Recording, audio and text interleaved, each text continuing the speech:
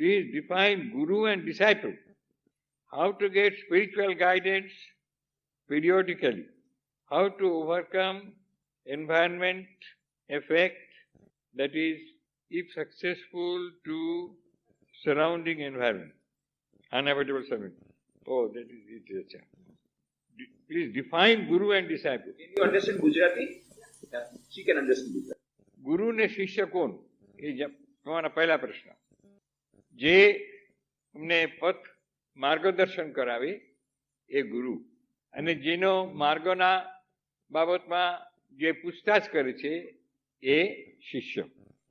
અને પછી આમ તો સંસ્કૃતમાં જે છે આપણા શાસ્ત્રમાં ગુરુ બ્રહ્મા ગુરુ વિષ્ણુ ગુરુદેવો મહેશ્વર ગુરુરેવ પરમ બ્રહ્મ તસ્મૈ શ્રી ગુરવે નમઃ.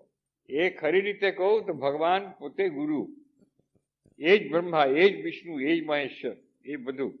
અને પણ એમને અમે જોઈ નથી શકતા, એમની અવાજ સાંભળી નથી શકતા. આ બધા કારણથી એ કંઈ એક આધાર ઉપરથી અમારા સામે આવે છે.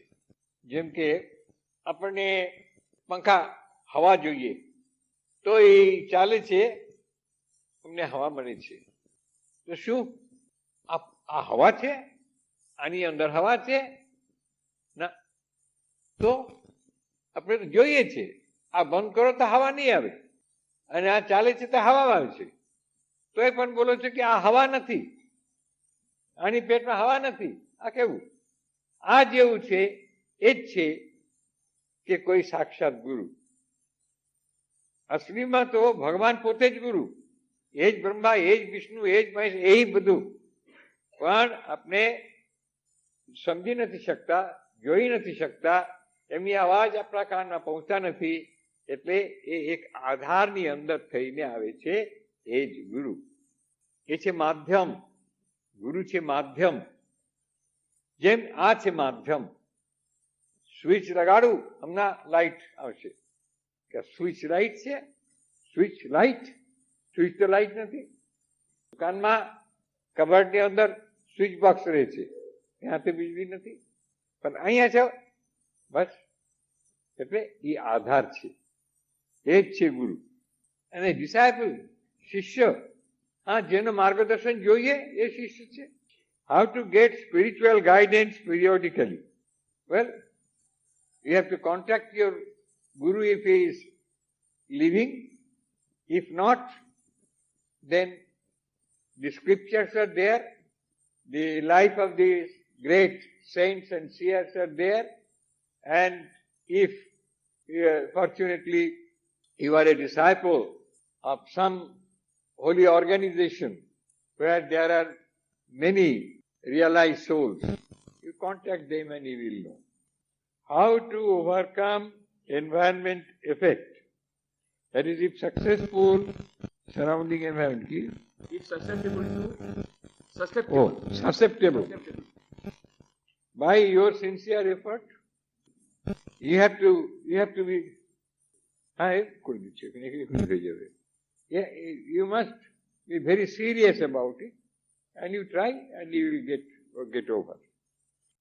પ્રયત્ન કરતા સ્થિતિ ઉપર પહોંચતી વખતે કોઈ પણ વિઘ્ન આવી જાય અને સમજણ છતાં થોડી ક્ષણો મનને અશાંતિ વ્યાપી જાય છે. પરમાત્માનું શરણ સ્વીકારવા છતાં થોડી ક્ષણોની અશાંતિ મનને અસ્વસ્થ કરી દે છે.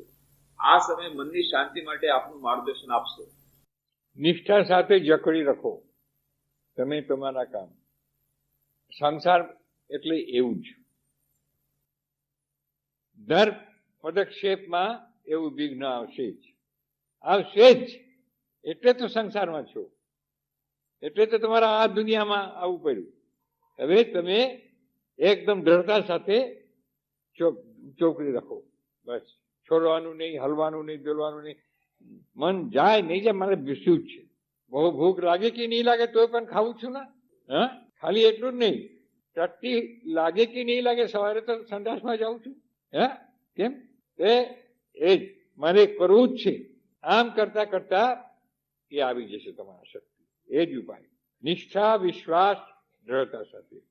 મારા મનમાં એવું કઈ શંકા નથી કે અહીંયા તમે જે લોકો પધાર્યા છો, તમારા બધાના મનમાં હૃદયમાં એક આધ્યાત્મિક માંગણી થઈ છે, અને એ ભગવાનની કૃપા થાય ત્યારે જ એ હોય, નહીં તો હોય જ નહીં. અને તમે જે રીતે અત્યારે પ્રયત્ન કરો છો, દિન પ્રતિદિન નિષ્ઠા તો સમજે છે, હા, નિષ્ઠા ને વિશ્વાસ સાથે જકડી રહો અને એ કરતા ચાલો, તો એમાં કઈ શંકા નથી કે તમારા જે લક્ષ્ય છે એ આજ હોય કે કાલ હોય કે હજી લંબા સમયમાં હોય, મળી જ જશે. અને એ સાથે બીજી એક વાત છે કે ગુરુકરણ પણ આવશ્યક છે. ગુરુ એક વાર થઈ જાય, ગુરુ પાસે મંત્ર દીક્ષા ને બધું થઈ જાય એટલે મનના એ થોડુંક બંધ થઈ જશે, કારણ કે ગુરુ તો થઈ ગયા, દીક્ષા થઈ ગયા છે, મંત્ર મળી ગયા છે, અને ગુરુએ બાકી જે ધ્યાન હોય કે જાપ હોય ને આ ને તે એ શીખાડી દીધા, એટલે એમાં પણ કઈ શંકા નથી. ત્યાં સુધી આ વાતનો મહત્વ જો, જુગાવતાર ભગવાન આવે છે, હમણાં ને હમણાં એ ગદાધર શ્રી રામકૃષ્ણ જ્યારે જે સાધના કરે છે ગુરુ કરે છે. અરે પોતે તો ભગવાન, પોતે તો અવતાર, એ તો લોકોને આપશે, તો આ શું નાટક? નાટક નહીં, એ માર્ગ દર્શાવે છે ને. એટલે એ નહીં કરે તો અમે ગુરુ નહીં કરીએ. પુસ્તકમાં વાંચી લીધા એટલે મારે તો થઈ ગયો, બીજું શું? ના, એની પણ બહુ મહત્વ છે, એટલે એ કરવું પડે. અને સૌથી પહેલા કહું કે તમે લોકોએ બધું કરી લીધા તો કરી લીધા, જે લોકોએ નહીં કર્યા હોય તે લોકો માટે કહું છું, અને જે લોકોએ થોડું કર્યા એ ફરી વાર કરે. શું? ભગવાન શ્રી રામકૃષ્ણ દેવના જીવન, માં શારદામણી દેવીના જીવન, એ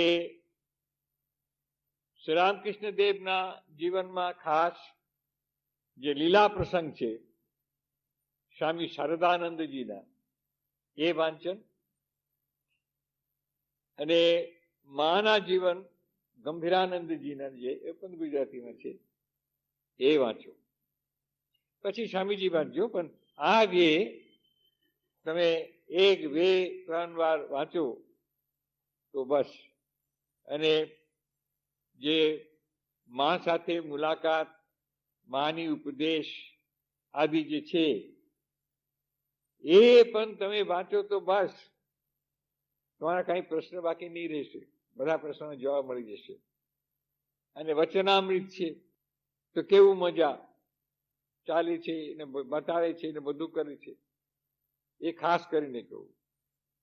અને યુવાનો પ્રત્યે પણ છે, ખાસ કરીને યુવાનો પ્રત્યે, કે સ્વામી વિવેકાનંદજીને જે હાકલ યુવાનો પ્રત્યે, એ પણ તમે લોકો વાંચો.